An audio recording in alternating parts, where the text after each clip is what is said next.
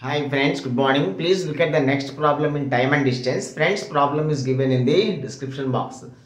See friends, if a person goes to his office at 80 km/h speed, he reaches his office 60 minutes earlier. That is 1 minute, 1 hour earlier. However, if he goes at 50 km/h speed, he is late by 48 minutes. See friends, now the time difference between the speeds of 80 km/h and 50 km/h is 60 plus 48 minutes, that is total 108 minutes. Earlier 1 hour before, now 48 minutes late. So the total time loss, the total time difference is 108 minutes. So friends, say the distance x. If he travels at 50 km/h, the time taken is x by 50. If he travels at 80 km/h, the time taken is x by 80. Now the time difference between these two is 108 minutes by 60.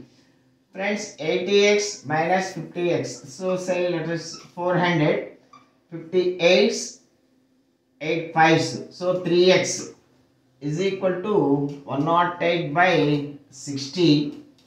0 0 cancel, 6 18s, 3 6s.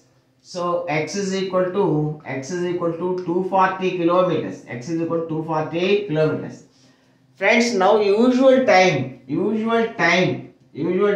equal to 240 by 80 plus 1, because if he travels at 80 km/h speed, he reaches 1 hour before. So usual time 4 hours.